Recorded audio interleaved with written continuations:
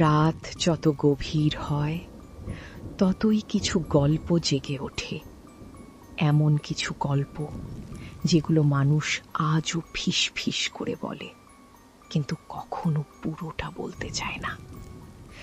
আজকের গল্প ঢাকার এয়ারপোর্ট রোডের এক রহস্যময় ঘটনার উপর।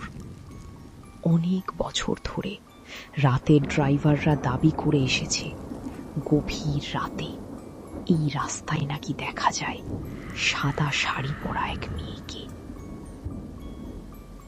স্বাগতম অন্ধকারের গল্পে। ঢাকার এয়ারপোর্ট রোড দিনে ব্যস্ত, আলোয় ভরা, মানুষে ভরা একটি রাস্তা।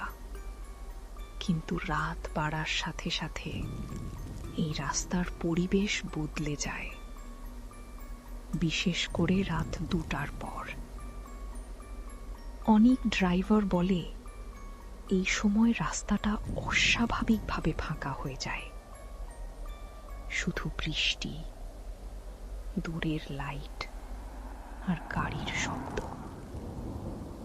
এক রাতে একজন ড্রাইভার বৃষ্টির মধ্যে গাড়ি চালিয়ে যাচ্ছিল।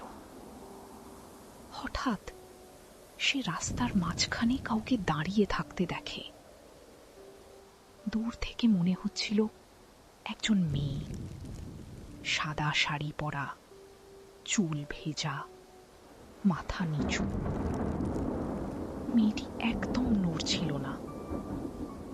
ড্রাইভার প্রথমে ভেবেছিল হয়তো কোনো বিপদে পড়েছে। সে ধীরে ধীরে গাড়ি নিয়ে সামনে এগোতে থাকে, কিন্তু যতই কাছে যেতে থাকে ততই তার অস্বস্তি বাড়তে থাকে। কারণ মেয়েটি একদম স্থির দাঁড়িয়েছিল, কোনো নড়াচড়া নেই, কোনো শব্দ নেই, শুধু বৃষ্টির শব্দ। ড্রাইভার গাড়ি থামায়, তারপর সাহস করে গাড়ি থেকে নামে, চারপাশে তাকায়, কিন্তু কেউ নেই। রাস্তা পুরো ফাঁকা। মেয়েটি যেন হাওয়ায় মিলিয়ে গেছে। ভয় পেয়ে সে দ্রুত গাড়িতে ফিরে আসে, কিন্তু গাড়িতে ওঠার পর হঠাৎ তার চোখ যায় রিয়ার ভিউ মিররের দিকে। আর সেখানে এক মুহূর্তের জন্য সে দেখতে পায় সেই সাদা শাড়ির মেয়েটিকে ঠিক তার পিছনে দাঁড়িয়ে। এরপর কি হয়েছিল সেটা নিয়ে বিভিন্ন মানুষের বিভিন্ন কথা আছে। কেউ বলে ড্রাইভার নাকি সেই রাতের পর অসুস্থ হয়ে পড়ে। কেউ বলে সে আর কখনো ওই রাস্তা ব্যবহার করেনি। আবার কেউ কেউ বিশ্বাস করে অনেক বছর আগে সেই রাস্তায় এক মেয়ের দুর্ঘটনায় মৃত্যু হয়েছিল, আর সেই কারণেই তার আত্মা নাকি আজও সেখানে ঘুরে বেড়ায়। তবে এগুলোর কোনো প্রমাণ আজও পাওয়া যায়নি।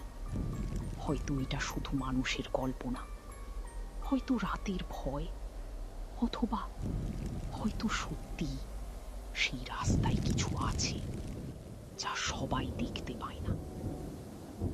আপনি কি কখনো এমন কোনো অদ্ভুত অভিজ্ঞতার মুখোমুখি হয়েছেন? রাতের রাস্তায় অস্বাভাবিক কিছু দেখেছেন? তাহলে অবশ্যই কমেন্টে আপনার অভিজ্ঞতা লিখে জানান। আরও এমন রহস্যময়, ভৌতিক এবং মানুষের মুখে মুখে ছড়িয়ে থাকা গল্প শুনতে সাবস্ক্রাইব করুন অন্ধকারের গল্পে। আজকের রাত এখানেই শেষ, কিন্তু অন্ধকারের গল্প